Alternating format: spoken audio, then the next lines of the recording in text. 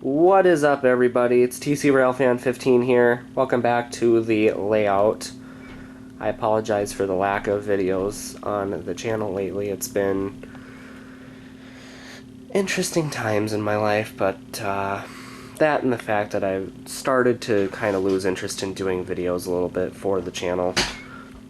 I know some of you may have noticed recently that I uploaded some videos from last fall, and then I've had one video that I've uploaded from this year. I'm hoping to do a couple more coming up in the near future. I got a friend coming in actually from Michigan. Some of you might know who he is, Southeast Michigan rail fan.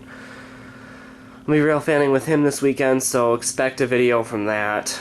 I'm actually going to pledge myself on doing that for once in my life. But anyway, back to business. I know it's been a while since I've done a layout video, and the layout has changed quite a bit since the last time I did a video of it. First and foremost, you can see that there are two main tracks. One's elevated with the rest of it, and then we have a lower outside track, and I'll show you how that goes in just a moment. But I'm going to just kind of discuss what the track radiuses are, and then there's some new power, some new cars online too that we'll discuss in this video. So let's just get right into it. This track that North Star is sitting on is the new main track.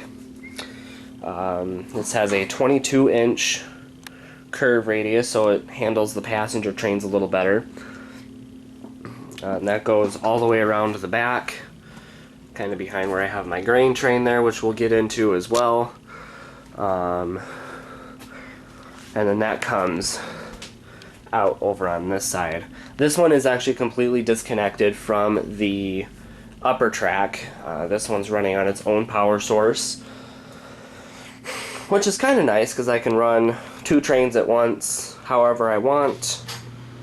So that's that with the lower track. The upper track then is the original main track. That's been elevated from supports with a figure 8 kit that I've had for years and never took the time to build it, so we just figured we'll use it for supports, and it actually works pretty well. A little bridge right here behind this North Star car, and then the switches are in the same place. The yard's gotten a little bit bigger. I did add another track. There's my little street car. That's not powered though, so that's never featured in the videos, but there's not a whole lot of buildings. I know the layout's kind of a mess right now. I'm working on getting some other things ready to come back, and we'll kind of build a little scene. It'll be fun. So, anyway, I do want to talk about a few power changes and new cars. First off, we'll just start with this one. It's a Athearn ready to roll. It's a GP60M Santa Fe unit. It's my first war bonnet on the layout, and I really like this one, even though I've ran it like once since I got it. So I think I featured the 8301 and 3103 in my last video, so we're not going to go over those, but there's several cars on that grain train that are new. So what I'm going to do actually is I'm going to pull the train ahead.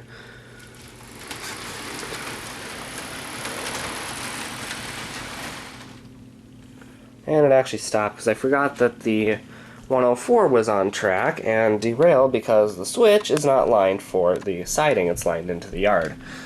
So we'll put the 104 over there, and we'll try this again.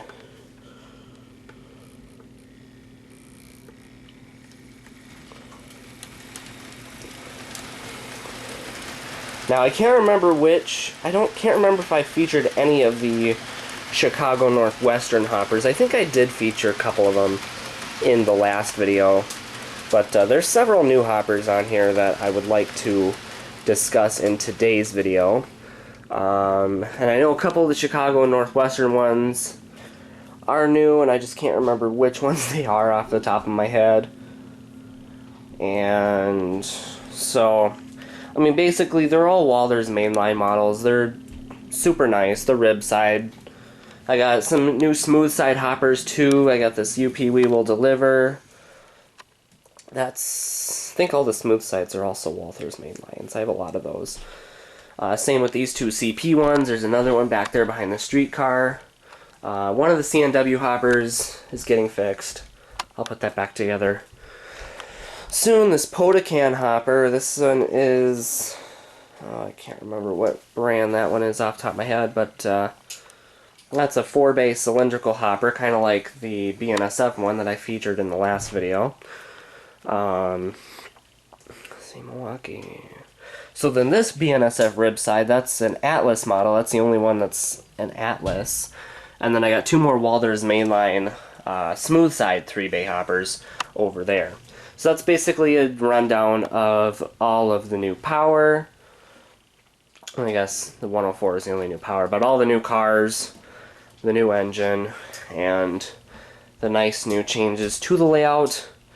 I know I've told a couple of you about this. Northland Trains, looking at you. And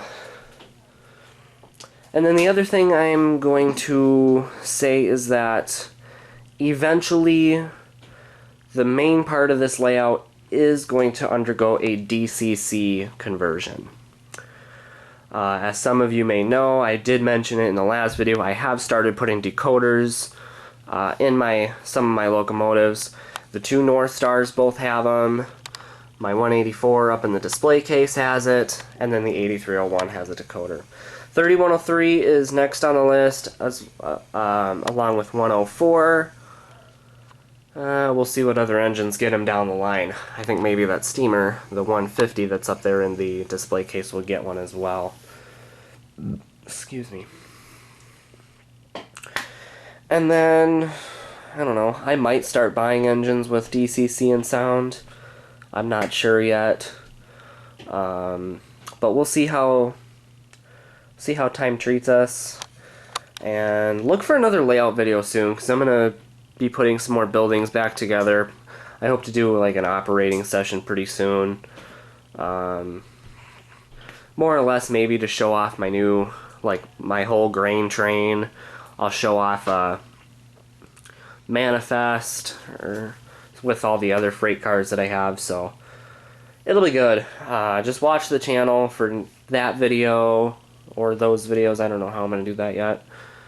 And also watch for the rail fanning videos coming from this weekend, which will probably be uploaded sometime the middle of next week, I hope. So anyway, that's pretty much all I've got for now. Stay tuned to the channel, and we will see you later. Peace out.